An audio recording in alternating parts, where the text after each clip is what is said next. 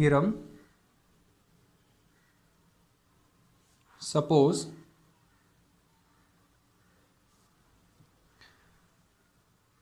f is a non-negative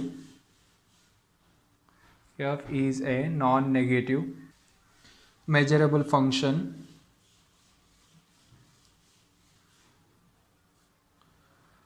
defined on E, where A belongs to script B,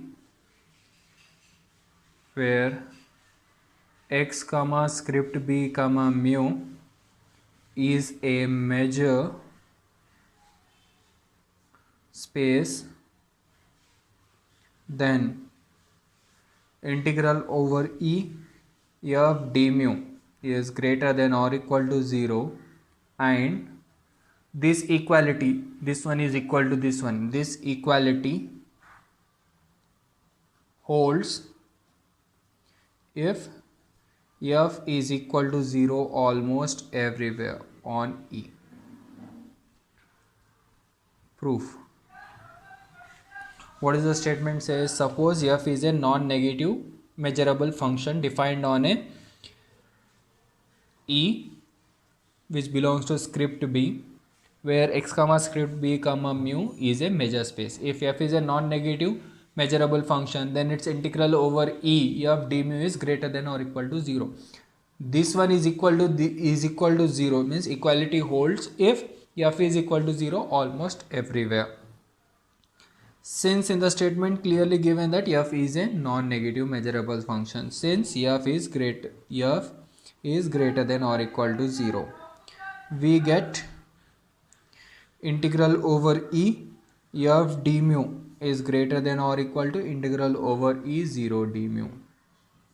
This implies integral over E f d mu is greater than or equal to 0, because this value is equal to 0. Therefore, this part has been completed. Now we have to prove this one. If integral over E f d mu is equal to 0. Now this equality holds, means this one is equal to this one if this one. So I have to going to consider this integral over E f d mu is equal to 0. Now let us consider a set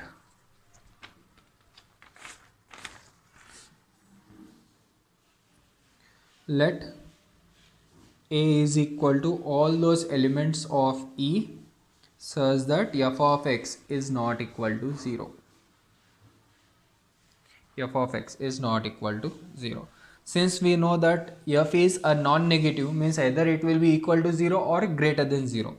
When this set contain all those elements of E such that f of x is not equal to 0, means all those elements satisfying that x belongs to E such that f of x will be greater than 0, since f is non-negative. To prove, we have to prove that f is equal to 0 almost everywhere. It is sufficient to prove measure of A is equal to 0. We have to prove measure of A is equal to 0. So let An is equal to all those elements of E such that f of x is greater than or equal to 1 by n for all n is equal to 1, 2, 3, 4. 1, 2, 3, 4. Note that this set A, all those elements of E such that f of x greater than 0 will become union of this one in An. How I am saying this both are equal? I am going to write in a rough part here. X belongs to A. X belongs to A. This implies if x belongs to A, then its f of x value is greater than 0. Then f of x is greater than 0. If f of x is greater than 0, This implies 1 by f of x is also greater than 0. Your 1 by f of x is greater than 0. So now, then whatever the value is there, 1 by f of x, there exists a natural number n naught such that n naught is greater than 1 by f of x. Or else you can take, since f of x is greater than 0, between this one and this one there exists infinite number of real numbers, you can take a n naught such that f of x greater than n naught greater than 0. So you can cross multiply, again you will get this one. This implies f of x is greater than 1 by n naught. Since f of x greater than n naught, then that x value belongs to a n naught. This implies x belongs to a n naught.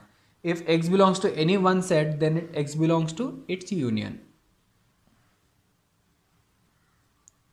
Therefore, all those elements of A belongs to the union.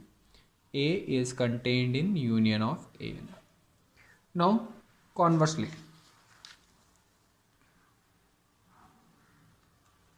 x belongs to An. If x belongs to An means f of x is greater than or equal to 1 by n, and 1 by n is strictly greater than 0 for all n. This implies f of x is greater than 0. If f of x greater than 0, then this x belongs to A. Therefore,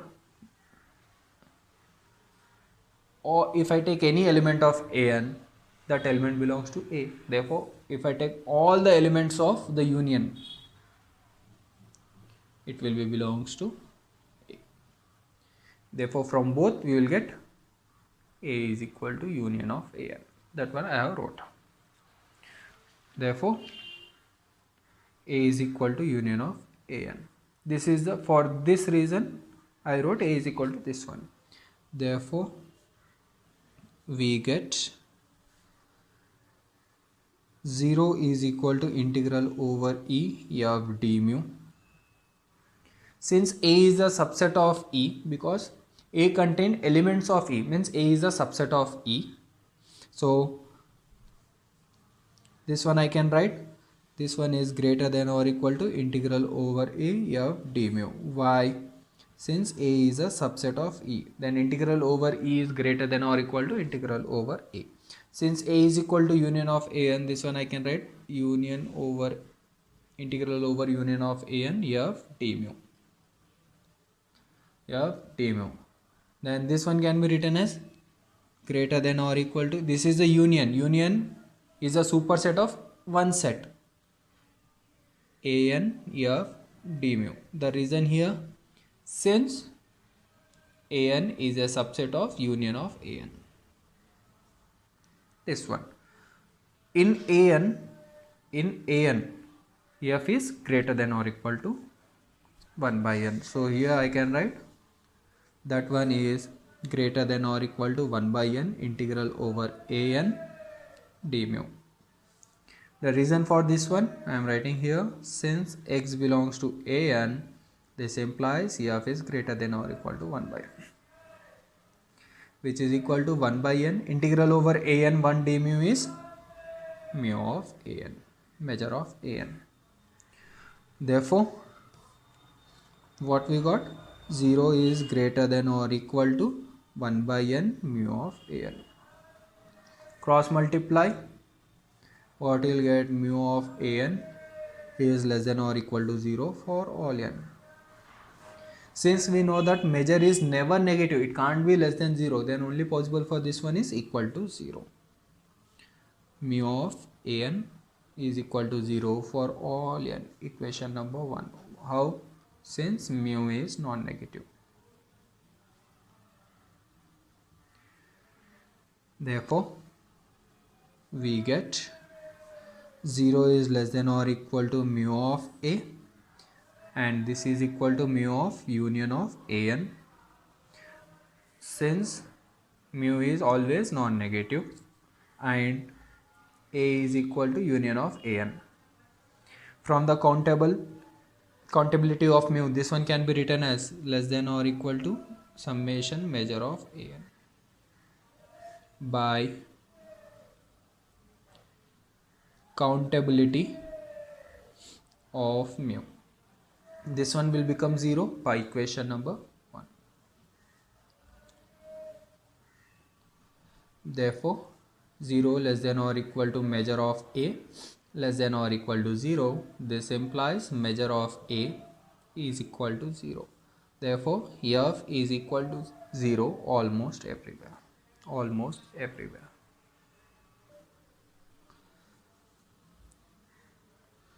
Term by term integration for series of functions. Term by term integration of series of function. A theorem. Suppose Fn is a sequence of non-negative measurable functions defined on E, which belongs to script B, where x comma script B comma mu is a measure space such that the series summation n is equal to 1 to infinity Fn converges almost everywhere with respect to mu on E, then integral over E f d mu is equal to summation n is equal to 1 to infinity integral over E f and d mu. More precisely,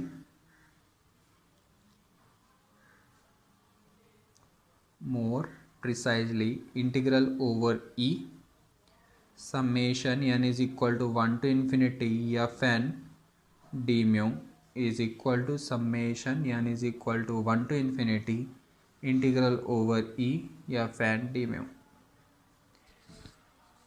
The statement says that suppose Fn is a sequence of non-negative measurable function. That is, the sequence contains a non-negative measurable function and all those functions defined on a script B measurable set, that is E, where x comma script B comma mu is a measure space such that the this series converges almost everywhere with respect to mu on E.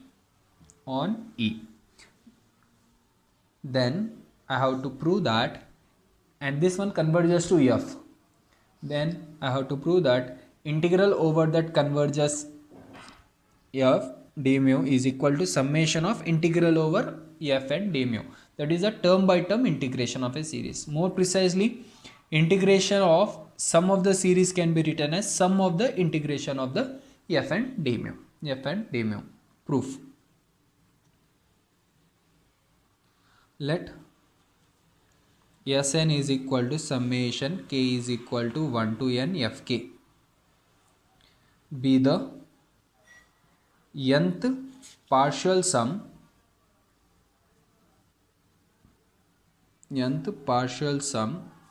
of the infinite series summation k is equal to 1 to infinity fk. Of this infinite series, this is the nth partial sum. In the statement clearly given that since summation k is equal to 1 to infinity fk is equal to f, converges to f almost everywhere with respect to mu on E, because it is clearly given in the statement, then we get When we can say that a series converges if its sequence of partial sum converges. Since given that the series is going to converge to f, then we can say that the sequence Sn converges to f almost everywhere with respect to mu on E as n tends to infinity. As n tends to infinity, its sequence of partial sum converges to f. Now, since in the statement clearly given that each fk is non-negative and measurable function,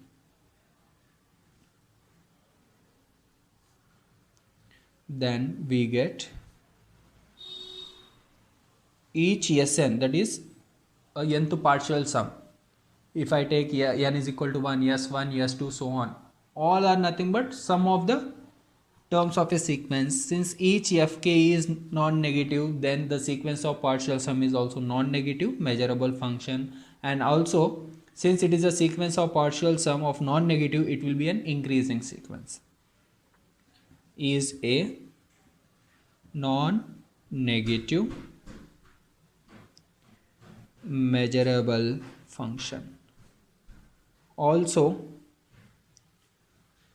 note that s1 is less than or equal to s2 is less than or equal to so on, less than or equal to sn, less than or equal to sn plus 1, less than or equal to so on. Therefore we got a sequence of non-negative measurable function which is monotone, increasing, and converges to f almost everywhere. Therefore I can use the monotone convergence theorem. Therefore by monotone convergence theorem on the sequence Sn, we get what the monotone convergence theorem says: integral over E, where the sequence is going to converge, that is f d mu, can be written as limit n tends to infinity integral over E Sn d mu. Now I am going to substitute the Sn. What is the Sn? Sn is the nth partial sum of the series. Nth partial sum of the series, that is limit n tends to infinity integral over E summation k is equal to 1 to n fk d mu. Fk d mu. This one I can write as limit n tends to infinity summation k is equal to 1 to n integral over E fk d mu. How I am writing this summation outside? Since this series, this summation is finite number of terms, since summation k is equal to 1 to n fk is a finite series, and already we have proved in the last lecture, the last theorem, we know that integral over E f plus g d mu can be written as integral over E f plus integral over E g for the finite series. Since it is finite, I can write this one. As n tends to infinity, this one becomes summation k is equal to 1 to infinity integral over E fk d mu. This one only we have to prove. Now, next. Recall that for any real valued function f, the positive part of f is denoted by f plus, and the negative part of f is denoted by f minus, and are defined as, already this one we have learned in the second semester, positive part and negative part of f is defined as f plus of x is equal to f of x if f of x is greater than or equal to 0, 0 if f of x is less than 0, and f minus of x, that is negative part of f, is equal to 0 if f of x is greater than or equal to 0, and it is minus f of x if f of x is less than 0. In both the cases, if it is positive, f plus of x is f of x. If it is f is negative, then it will be 0. Here, if f is greater than or equal to 0, then f minus is 0. If f is negative, then minus into negative of f, that is, it becomes positive. In both the cases, we are going to get it is a non-negative. Note that first one, f plus can be written as maximum of f comma 0. Second one, f minus can be written as minus minimum of f comma 0. Third one, f plus is never negative, as well as f minus is also never negative. Fourth one, f can be written as f plus minus f minus.